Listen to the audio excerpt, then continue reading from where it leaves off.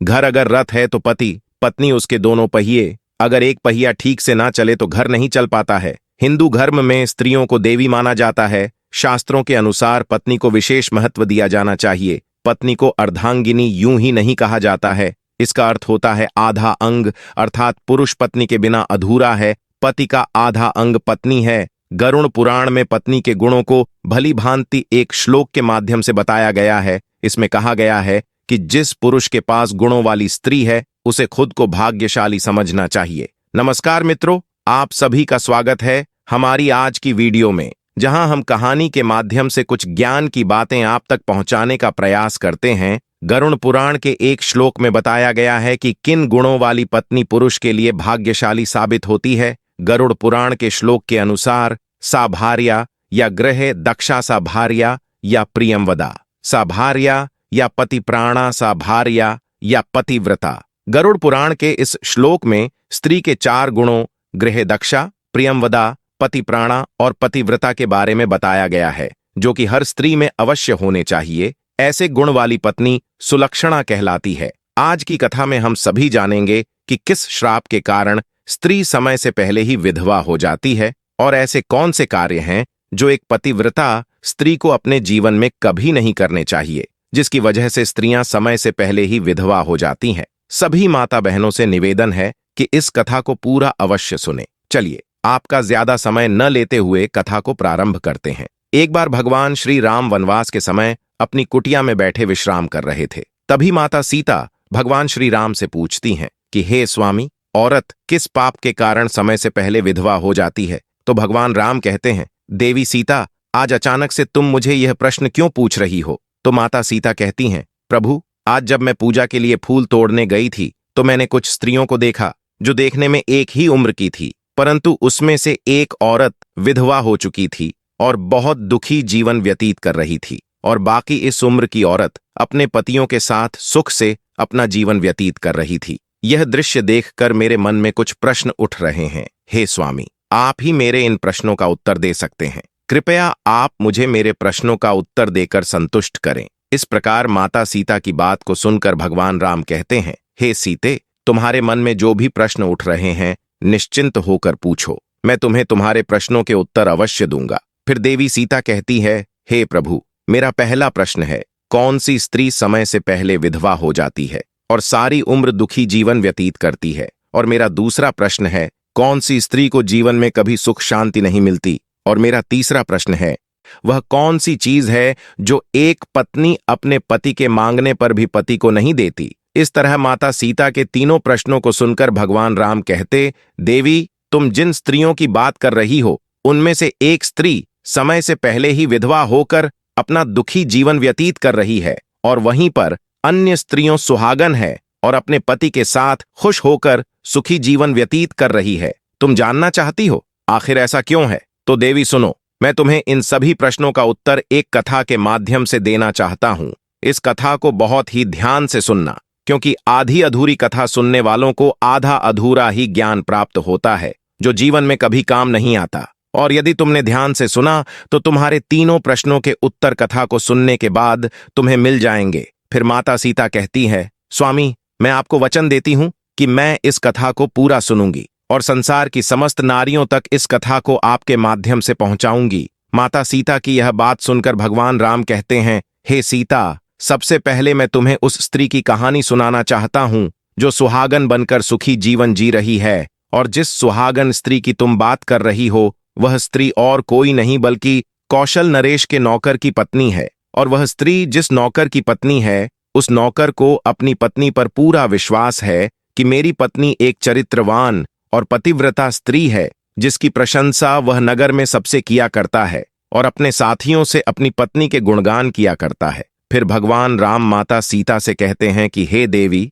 उस नौकर की पत्नी की चर्चा समस्त नगर में होने लगी। धीरे धीरे फैलते हुए यह बात राजा के दरबार में पहुंच गई, और यह बात सुनकर राजा ने अपने नौकर को बुलाया और उस नौकर से राजा कहने लगे कि तुम हर किसी से कहते हो कि तुम्हारी पत्नी एक चरित्रवान और पतिव्रता स्त्री है। क्या वास्तव में तुम्हारी पत्नी एक चरित्रवान और पतिव्रता स्त्री है? और क्या तुमको पूरा विश्वास है कि तुम्हारी पत्नी एक पवित्र स्त्री है और तुम्हारे अलावा पराये मर्द को आंख उठाकर भी नहीं देखती। क्या इस बात का कोई सबूत तुम्हारे पास है? राजा की इस बात को सुनकर नौकर कहने लगा, महाराज, मुझे अपनी धर्म पत्नी पर पूरा विश्वास है कि वह एक पतिव्रता स्त्री है और मेरे अलावा वह पराये मर्दों को नहीं देखती। नौकर की इस बात को सुनकर राजा के एक मंत्री ने कहा, मैं क्षमा चाहता हूं महाराज, ऐसा कैसे हो सकता है कि एक स्त्री किसी अन्य पुरुष को ना देखें?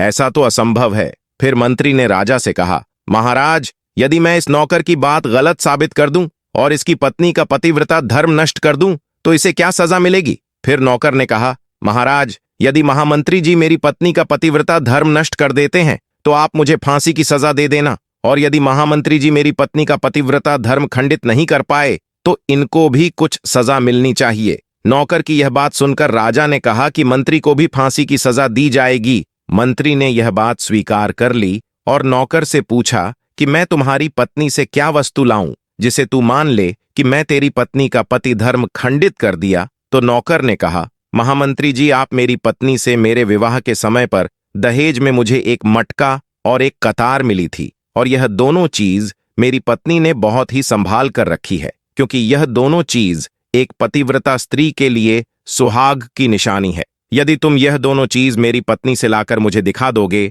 तो मैं मान जाऊंगा कि मेरी पत्नी का पतिव्रता धर्म महामंत्री जी आपने नष्ट कर दिया है। तब मंत्री ने नौकर की यह शर्त स्वीकार कर ली और वह मंत्री दरबार से निकलकर नगर में जाता है और एक जादू टोना करने वाली स्त्री से जाकर मिलता है। जो काम कोई नहीं कर पाता था वह काम वह जादू टोना करने वाली स्त्री कर देती थी। फिर मंत्री ने उसे स्त्री को सारी बात बताई और कहा, तू कैसे भी करके उसे नौकर की पत्नी से मेरा संबंध बनवा दे, इसके बदले तुझे जितना धन चाहिए मैं उतना धन देने को तैयार हूं। इस तरह मंत्री की बात सुनकर वह स्त्री कहने लगी, मंत्री जी, आपको कहने में आसान लगता होगा किंतु ऐसा कुछ भी नहीं है। तुम जिस औरत के बारे में बात कर रहे हो वह औरत एक पतिव्रता नारी है। उसे ना ही किसी धन का लोभ है और ना ही किसी वस्तु का लालच है। तुम्हें क्या लगता है वह तुमको मटका और कतार दे देगी? फिर वह स्त्री कहती है, महामंत्री, वह तेरी ओर थूकेगी और नगरवासी तेरी खाल उतार लेंगे। यह बात सुनकर मंत्री डर गया और कहने लगा, यदि तू मेरा उससे संबंध नहीं करवा सकती है तो एक काम कर दे, उसके घर जाकर उसका मटका और कतार चुराकर मुझे दे दे, और उसकी पत्नी के जांघ के पास यदि कोई निशानी हो तो वह निशानी मुझे देखकर बता दे। फिर मैं तुझे मुंह मांगा इनाम दूंगा। तुझे जितना धन चाहिए उतना धन में दूंगा, बस तू मेरा यह काम कर दे। मंत्री की यह बात सुनकर उस जादू टोना करने वाली स्त्री के मन में धन का लालच आ गया और उसने कहा, ठीक है, मैं तुम्हारा काम अवश्य करूंगी, लेकिन मुझे मुंह मांगा धन देना पड़ेगा। मंत्री ने कहा, ठीक है। और फिर वह स्त्री नौकर के घर में वेशभूषा बदल कर जाती है और नौकर की पत्नी से जाकर कहती है, बेटी, मैं तेरे पति की बुआ हूं। फिर उस नौकर की पत्नी ने कहा, आप इतने सालों बाद आई हैं, इसीलिए मैंने आपको पहले कभी देखा नहीं, इसलिए मैं आपको पहचान नहीं पाई। और इस प्रकार वह स्त्री उस नौकर के घर में बुआ बनकर रहने लगी। नौकर की पत्नी ने उस स्त्री को बुआ समझकर बहुत आदर सम्मान दिया, मगर उसे यह नहीं पता था कि इस जादू टोना करने वाली स्त्री को मंत्री ने उसके साथ छल करने के लिए और उसका पतिव्रत धर्म नष्ट करने के लिए भेजा है। अब वह स्त्री नौकर के घर में मजे से रहने लगी और नौकर की पत्नी के ऊपर झूठा प्यार लुटाने लगी। एक दिन नौकर की पत्नी स्नान करने के लिए स्नान गृह में गई। फिर उसके थोड़ी देर बाद ही वह स्त्री भी नौकर की पत्नी के पास जाकर उसकी कमर रगड़ने लगी। उस पतिव्रता औरत ने बहुत मना किया, फिर भी वह स्त्री नहीं मानी और कहने लगी, तुम मुझे अपनी बेटी से भी ज्यादा प्यारी लगती हो तो मना मत करो। काफी दिनों के बाद में मेरी और तुम्हारी मुलाकात पहली बार हुई है। और ऐसा कहकर वह स्त्री उसे बातों के माया जाल में उलझाने लगी। और फिर मौका देखते ही उसने उस पतिव्रता औरत के गुप्तांग के पास में जांघ पर एक तिल था जो उसे जादू टोना करने वाली स्त्री ने देख लिया और उसका काम बन गया। और जब स्नान करने के बाद में नौकर की पत्नी घर के अन्य काम करने लगी, इसी बीच उस स्त्री को मटका और कतार चुराने का मौका मिल गया और उसने मटका और कतार चुरा लिया और वहां से यह दोनों चीज चुरा कर भाग गई और सीधा जाकर मंत्री के पास पहुंची और उस मंत्री को मटका और कतार दे दिया और उस नौकर की पत्नी के जांघ पर तिल की निशानी है यह भी बता दिया। और मंत्री मटका और कटार लेकर सीधा राजा के दरबार में जा पहुंचा और राजा से कहा, महाराज, मैं नौकर की पत्नी के साथ 2 दिन रहकर आया हूं और यह मटका और कतार उसी ने मुझे दिया है, इस तरह मंत्री की यह बात सुनकर राजा ने तुरंत दरबार लगाया और नौकर को बुलाया। फिर मंत्री ने दरबार में मटका और कतार नौकर को दिखाते हुए कहा, महाराज, मैं नौकर की शर्त पूरी की और भरे दरबार में यह भी कहा कि नौकर के पत्नी की जांघ पर तिल है।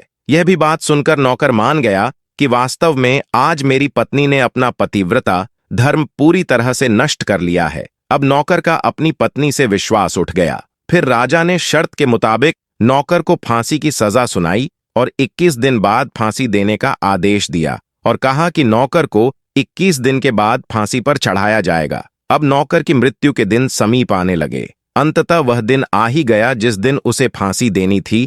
जब उसे फांसी के फंदे के पास लाया गया तो उसे नौकर से उसकी अंतिम इच्छा पूछी गई। फिर नौकर ने कहा कि महाराज, मेरी अंतिम इच्छा यह है कि मैं आखिरी बार अपनी पत्नी से मिलना चाहता हूं। और इस तरह राजा ने नौकर को आज्ञा दी कि तुम अपनी पत्नी से मिल सकते हो। फिर नौकर कुछ दिन की इजाजत लेकर अपने घर गया और अपनी पत्नी से कहने लगा कि तुमने मेरे साथ बहुत बड़ा विश्वासघात किया, छल किया है। मैंने तुम पर विश्वास करके राजा के सामने मंत्री से ऐसी शर्त लगाई थी और राजा के दरबार में मैंने कहा था कि मेरी पत्नी एक चरित्रवान और पतिव्रता स्त्री है और उसके पतिव्रत धर्म को कोई नष्ट नहीं कर सकता। यदि कोई नष्ट कर देगा तो मुझे फांसी लगा देना, और तुमने पतिव्रत धर्म नष्ट कर दिया। अब मुझे कुछ दिन के बाद में फांसी दे दी जाएगी। तुमने मेरे साथ विश्वासघात किया है। मैं तुम पर विश्वास करके तुम्हें घर पर अकेला छोड़कर गया था। नौकर की यह बात सुनकर उसकी पत्नी ने उसे उस स्त्री की बात बताई जो उसके पति की बुआ बनकर उसके घर पर आई थी। मगर नौकर को अपनी पत्नी की बातों पर बिल्कुल भी विश्वास नहीं हुआ और नौकर राजा के दरबार में पहुंच गया। फिर राजा ने किसी कारणवश उस नौकर की फांसी की सजा कुछ दिन के लिए टाल दिया और उसे कैद में डलवा दिया। नौकर की पत्नी अपने पति को निर्दोष साबित करने के लिए राज दरबार में गणिका अर्थात नाचने गाने वाली औरत की वेशभूषा धारण करके पहुंच जाती है और राजा से उसके सम्मुख अपना नृत्य दिखाने की आज्ञा मांगने लगी। राजा ने स्त्री की सुंदरता देखकर नाचने की आज्ञा दे दी। फिर महल के नौकरों ने उसके नृत्य के लिए व्यवस्था की। फिर उसे नौकर की पतिव्रता पत्नी ने जब नाचना शुरू किया तो उसका नाच देखकर राजा बहुत मोहित हुए और फिर राजा ने कहा, मैं तुम्हारे नृत्य से बहुत प्रसन्न हुआ। मांगो, तुम जो भी मांगोगी मैं तुम्हें दूंगा। फिर उस नौकर की पत्नी ने कहा, महाराज, आपकी सभा में एक चोर है जिसने मेरी सोने की अंगूठी चुराई है और उसे फांसी की सजा दे दीजिए। यह बात सुनकर राजा ने कहा, ठीक है, बताओ मेरे दरबार में तुम्हारा चोर कौन है, मैं उसको फांसी की सजा जरूर दूंगा। और फिर उस नौकर की पतिव्रता स्त्री ने कहा, महाराज, और कोई नहीं, आपके मंत्री ने ही मेरी अंगूठी चुराई है, आप इनको फांसी की सजा दें। जैसे ही मंत्री ने सुना कि यह स्त्री मुझे कर बता रही है तो तुरंत मंत्री कहने लगा, महाराज, मैं शपथ खाकर कहता हूं कि मैंने इसकी अंगूठी नहीं चुराई है और मैंने इसे आज तक कभी देखा ही नहीं है, तो मैं इसकी अंगूठी कैसे चोरी कर सकता हूं?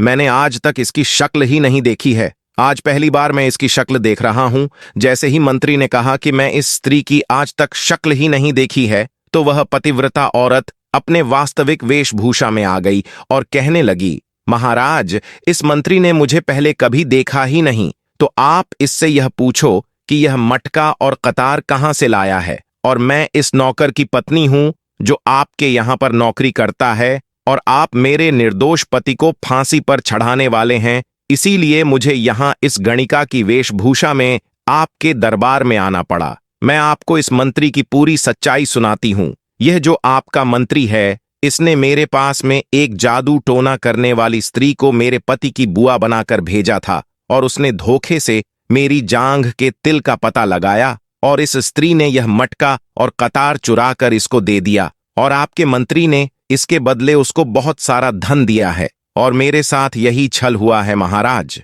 और मैं आज भी पतिव्रता हूं। स्त्री की इस बात को सुनकर राजा ने उस स्त्री को बुलाया। फिर उस स्त्री ने राजा के दर से मंत्री की सारी सच्चाई राजा को बता दी, जिससे राजा ने उस नौकर को अपनी कैद से रिहा कर दिया और उसकी जगह मंत्री को फांसी पर चढ़ा दिया। कथा को आगे बताते हुए भगवान राम कहते हैं, हे सीता, इस प्रकार उस नौकर की पतिव्रता स्त्री ने अंत में राजा से कहा, महाराज, मैं अपने पति से बहुत प्रेम करती हूं।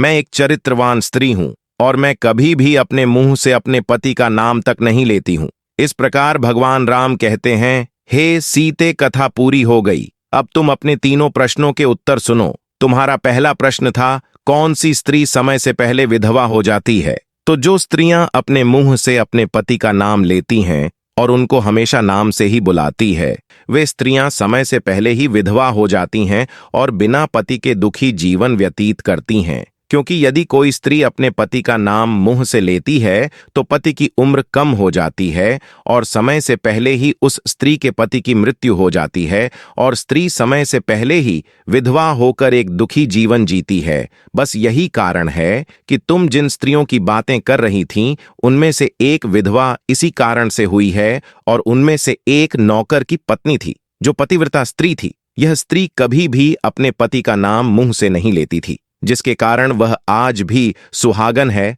और सुखी जीवन व्यतीत कर रही है। और वह स्त्री जो समय से पहले विधवा होकर दुखी जीवन जी रही है, वह हमेशा अपने पति को नाम लेकर बुलाती रहती थी, जिसके कारण उनके पति की उम्र कम होती चली गई और फिर उसके पति की मृत्यु समय से पहले ही हो गई। आज वह औरत दुखी जीवन की रही है, इसलिए किसी भी स्त्री को अपने पति का नाम अपने मुंह से नहीं लेना चाहिए। और तुम्हारा दूसरा प्रश्न था, कौन सी स्त्री को जीवन में कभी सुख नहीं मिलता है और वह पति के होते हुए भी सदा दुखी जीवन जीती है? तो समझ लो, जो स्त्रियां अपने पति की बिना अनुमति लिए कहीं भी चल देती हैं, वह कभी सुखी जीवन नहीं जी पाती हैं। ऐसी स्त्रियां जीवन भर दुखी ही रहती हैं और उन्हें पति का प्रेम कभी नहीं मिलता। फिर भगवान राम माता सीता से कहते हैं, तुम्हारा तीसरा प्रश्न था कि ऐसी कौन सी चीज है जो एक पत्नी अपने पति को मांगने से भी नहीं देती है? तो समझ लो, वह चीज गाली है जो एक संस्कारी और चरित्रवान स्त्री कभी भी अपने पति को नहीं देती है। और जो स्त्रियां अपने पति को गाली देती हैं, वह स्त्रियां कभी चरित्रवान नहीं होती और ऐसी स्त्रियां जीवन भर दुखी रहती हैं, उसके जीवन में कभी सुख नहीं आता और समय से पहले ही ऐसी स्त्रियां विधवा हो जाती हैं। और इस प्रकार माता सीता कथा सुनने के बाद अपने तीनों प्रश्नों का उत्तर पाकर संतुष्ट हो जाती है और कहती हैं, क्या प्रभु वास्तव में जो स्त्री चरित्रवान होती है वह कभी दुखी जीवन नहीं जीती है? तो भगवान राम कहते हैं, नहीं, क्योंकि ऐसे घर में लक्ष्मी का सदा वास होता है और वह घर धन, दौलत और खुशियों से हमेशा भरा रहता है और चरित्रवान स्त्रियां हमेशा घर को स्वर्ग बना देती हैं। मित्रों, अगर ये कथा आप सबको अच्छी लगी हो तो कमेंट्स में जय श्री राम जरूर लिख देना और वीडियो को लाइक करके चैनल को सब्सक्राइब कर देना। वीडियो देखने के लिए आप सभी का हृदय से धन्यवाद।